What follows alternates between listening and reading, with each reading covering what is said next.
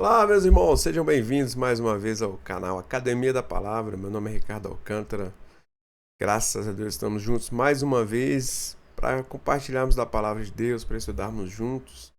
E hoje eu quero trazer para a nossa mesa de estudos aqui temas referentes à salvação. Resolvi fazer uma pequena série aqui com alguns pontos a respeito da salvação de todo aquele que crê em Jesus Cristo como Senhor e Salvador, tá bom?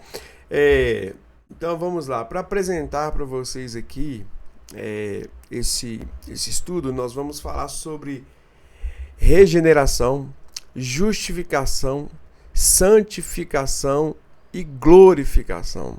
A gente vai falar sobre essa obra da salvação, do novo nascimento, a vida transformada, ao corpo glorificado. Então, já quero você aqui comigo, fica com a gente aqui no canal. Nas próximas aulas a gente vai estar falando sobre esse assunto, não de maneira nenhuma querendo esgotar todo esse assunto que é tão rico, né? Mas pelo menos dando uma explanação que sirva de entendimento para todo mundo que deseja aprender um pouco mais, tá bom? Então eu já vou te pedindo, você que está chegando agora, para tá aí se inscrevendo no canal, deixando o seu like, curtindo, compartilhando. Eu acredito que essa série de 4 vídeos vai ser bem interessante para enriquecer o nosso conhecimento e a nossa fé cristã, tá bom? Nós somos alcançados por todos esses tópicos que eu estou apresentando para vocês aqui. Nós os que cremos, os nascidos de novo, a gente é alcançado por cada uma dessas etapas da nossa salvação, tá? Então hoje, para início de conversa, nós já vamos começar com aquele que é o ponto inicial dessa obra maravilhosa que é feita nas nossas vidas por meio de Cristo Jesus, nosso Senhor e Salvador, tá bom?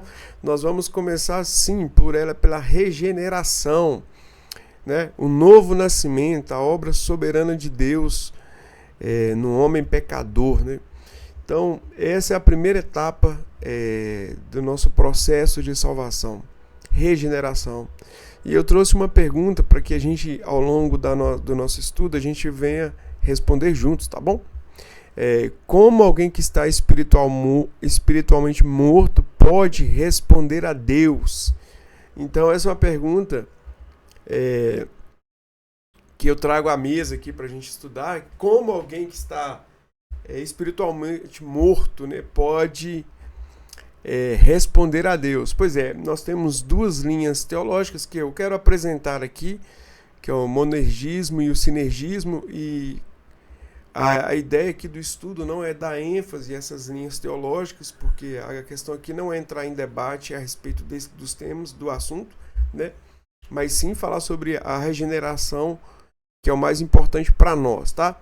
Mas dentro eu apresento essas 2 linhas teológicas, uma explanação a respeito delas, justamente para que a gente entenda que há grupos que entendem o monergismo e sinergismo como os fatores da regeneração. Então vamos lá. Monergismo, né, que vem do grego monos, um só, e ergon, ação, obra, que significa obra realizada por um só agente. Então, monergismo ou monergístico, nossa, eu tenho uma dificuldade com algumas palavras, é aquilo que Deus realiza sozinho, sem depender da ação humana. Então, na linha do monergismo, Deus age sozinho, sem nenhuma interferência humana no processo de regeneração, de entendimento, de arrependimento. Então, nessa linha de estudos aqui do monergismo, a obra é realizada apenas por um só agente, no caso, Deus. Ele faz tudo sozinho. O homem não tem nenhuma participação nisso, tá bom? Uma segunda linha, que é o sinergismo, né? Sim, que vem do grego também, que significa junto com, em conjunto, em cooperação. E ergon, ação, obra, trabalho. O sinergismo é a visão teológica segundo a qual a regeneração e a salvação resultam da cooperação entre a graça de Deus e a livre resposta ou decisão humana. nessa linha aqui a gente já tem uma cooperação do homem com Deus, né?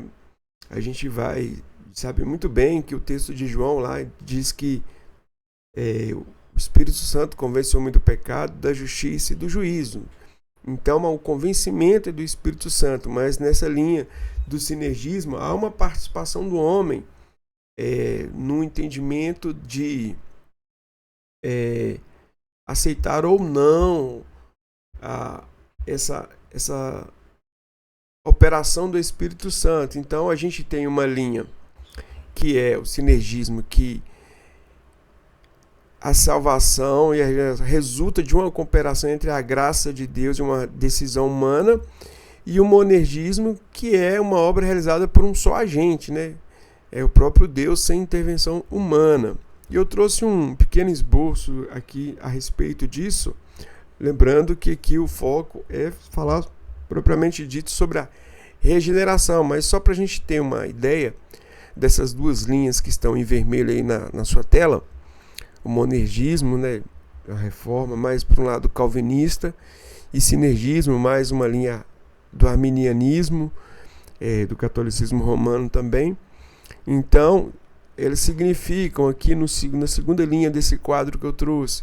No monergismo é uma obra de um só, Deus age sozinho. Já no sinergismo, obra, cooperação, Deus mais o homem. Condição do pecador. Aqui no monergismo nós vamos ver morto espiritualmente, incapaz de responder, sem vida nova primeiro. Aqui tem, nesse caso, como se fosse um exemplo de Lázaro, assim, que é um caso físico, mas só para ilustrar espiritualmente, né? E aqui no caso do sinergismo, ele é um doente grave, tá vendo? Na condição do pecador aqui no monergismo, ele é morto espiritualmente. Já no sinergismo, ele é um doente grave, mas com capacidade de cooperar com a graça. Veja a diferença, né? Para no monergismo, a pessoa já está morta em seus pecados, então essa aí já não tem jeito. É puramente graça de Deus e atuação divina. Já no sinergismo, a gente vai ver que ele é um doente grave, né? Ele ainda é capaz de fazer alguma coisa para cooperar na salvação. Mas vamos lá. A gente tem aqui também ordem, né? Regeneração, fé e arrependimento. Deus vivifica primeiro. Já no sinergismo, fé e arrependimento, regeneração. O homem responde primeiro. Então a gente vai ver essas pequenas diferenças. Eu não vou dizer pequenas diferenças, né? Que na realidade são grandes diferenças que tem nas duas linhas teológicas, tá? Continuando, o papel humano. No monergismo, o papel humano é totalmente passivo. No caso, como eu disse, Lázaro, morto sendo chamado. Então é alguém morto que responde a Deus, que é vivificado por Deus para depois respondê-lo. No sinergismo, aqui o homem tem um papel ativo. Ele aceita ou coopera com a graça preveniente. Então, assim, ele tem um papel assim na obra que Deus está fazendo. E aqui, como base bíblica, eu trouxe alguns versículos que depois vocês podem dar uma olhada.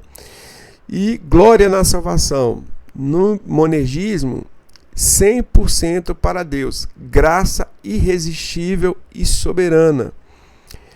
No sinergismo, dividida.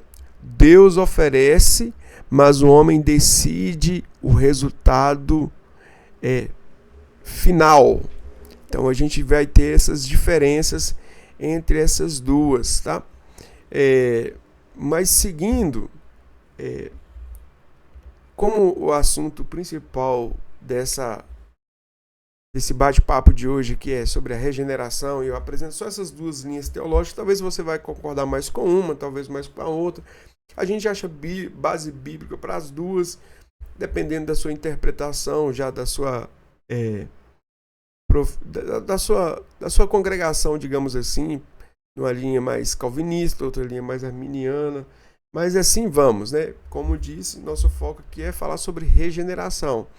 E aqui o que eu trago de convergência entre as duas, né? As duas convergem nesse sentido. Ambas afirmam que ninguém se salva sem a graça de Deus. Ponto. Isso deve ser um ponto pacífico para todos nós, aqueles que cremos em Jesus, né?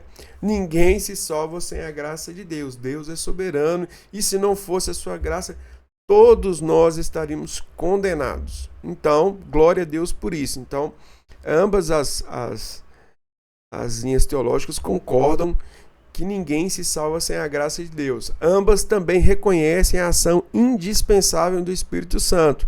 Ponto pacífico. Pois lá está escrito em João, se não me engano, no capítulo 14, que quem convence o homem da justiça, do pecado e do juízo é o Espírito Santo. É ele que age no homem para levar o homem ao arrependimento. Então, ambas concordam com isso. E ambas também defendem a centralidade de Cristo. Queridos, foi Jesus quem morreu para que todo aquele que nele cresce não perecesse, mas tenha a vida eterna. Então, não pode haver divergência teológica quanto à razão da salvação, quanto ao motivo da salvação. Então, ambas defendem a centralidade de Cristo e glória a Deus por isso, tá bom? Então, vamos avançar um pouquinho mais aqui. E mais uma vez eu vou te pedir, se você chegou agora, vamos lá, coopere conosco aqui, deixe o seu like, compartilhe. O YouTube vai entender que esse conteúdo é relevante, que pode ser útil e vai divulgar para mais pessoas, tá bom? Então, compartilhe com as pessoas da sua igreja, congregação, amigos que um dia tem desejo de entender um pouco mais sobre esses assuntos da Bíblia. E hoje nós estamos falando sobre um assunto extremamente relevante, que é a regeneração, tá bom? Seguindo, nós vamos falar um pouco agora sobre a definição de regeneração. Pois bem, regeneração é Deus implantando vida onde havia morte espiritual. Veja que na queda do homem, ali no pecado de Adão, Paulo vai escrever aos Romanos que todos pecaram e fomos separados, destituídos da glória de Deus.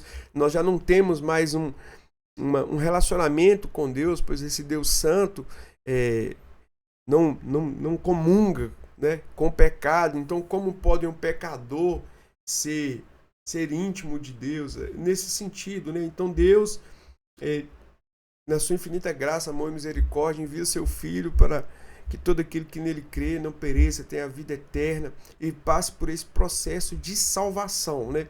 Para que seja santificado. E a gente vai falar nos próximos vídeos. Lembrando, né? Regeneração, justificação, santificação e glorificação. Essas 4 etapas nós vamos estar falando. Então, não perca os próximos vídeos. Então, aqui a gente vai ver que regeneração é Deus implantando vida onde havia morte espiritual, tá? Morte espiritual. Então, o que a gente vai entender? Que não é uma reforma moral e também não é, aí eu vou dar uma puxadinha aqui no monergismo, uma decisão humana. Deus, por meio do seu Filho, propicia ao homem um novo nascimento, que é um novo nascimento espiritual. E a gente eu tenho um outro vídeo que eu falo um pouco sobre isso aí, sobre o diálogo de Jesus com Nicodemos, e depois eu vou deixar no card aqui para você assistir. Sugiro mesmo que você assista esse vídeo falando sobre o encontro de Jesus com Nicodemos, do novo nascimento, que é extremamente relevante para a gente entender justamente isso. Então ele vai estar aí no card do vídeo, tá bom? Que a regeneração não é uma reforma moral e nem uma mudança humana, mas sim um novo nascimento espiritual.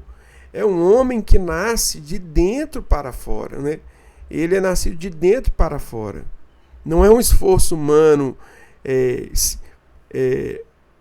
apenas, pois será apenas religiosidade. Então, é um novo nascimento gerado espiritualmente. E vamos lá, o que a Bíblia diz sobre isso, né?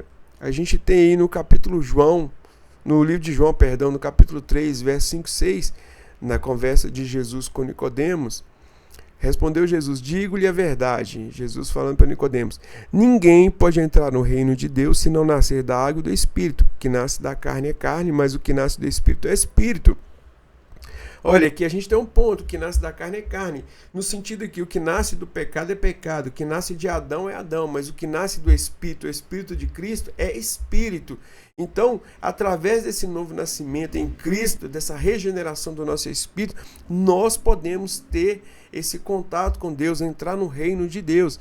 Por isso que é importante aqui entender: o que nasce da carne, o que é nascido de Adão, esse é carne, mas o que nasce do Espírito, que é gerado de novo pelo próprio Cristo, esse é Espírito. Então, veja bem, Espírito com letra maiúscula, significando o Espírito Santo, e Espírito com letra minúscula, né? Esse Espírito gerado em nós.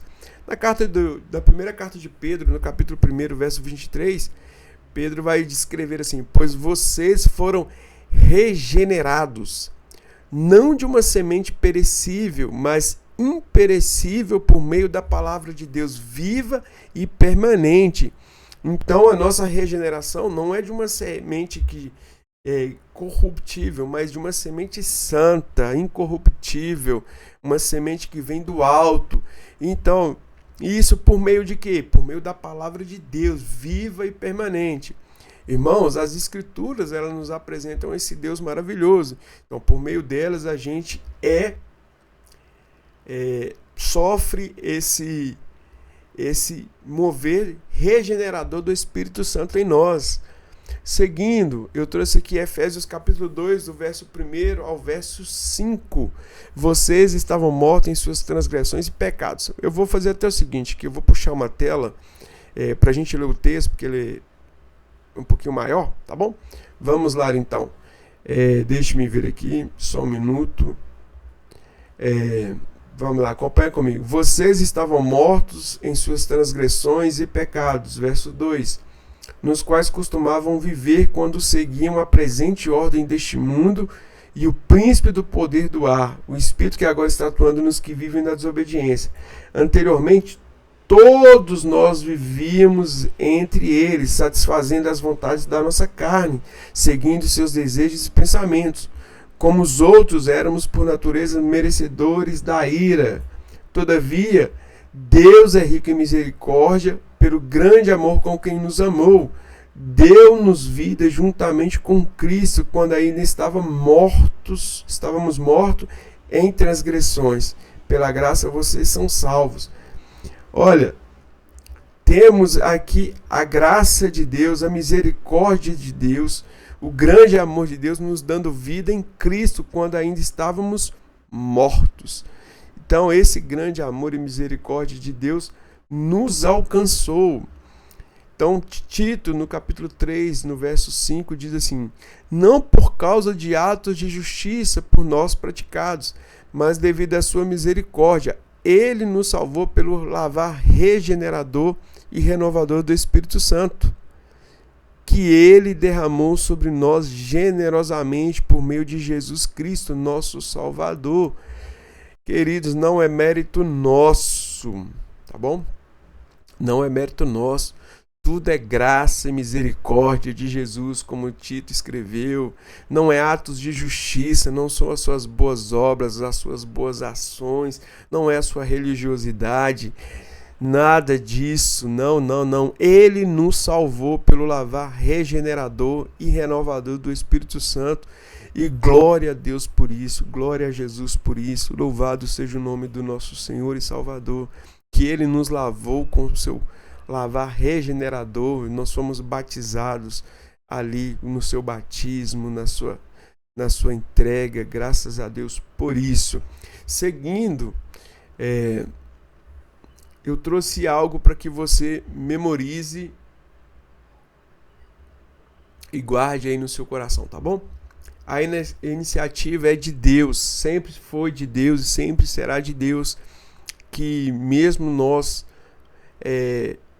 mortos em pecados, Ele envia o seu próprio Filho para que por meio dele nós fôssemos salvos. Eu já falei isso mais de uma vez aqui para memorizar bem.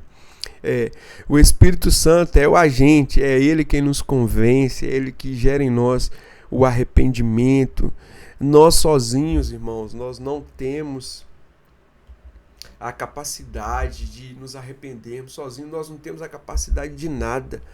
Se não fosse a graça de Jesus, o seu amor, nós estaríamos perdidos. Mas glória a Deus, que o Espírito Santo, esse agente de Deus, essa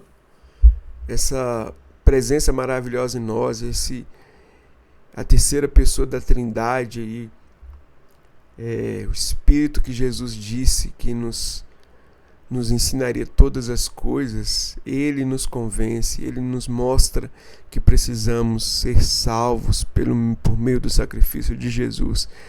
E o instrumento utilizado é a palavra de Deus.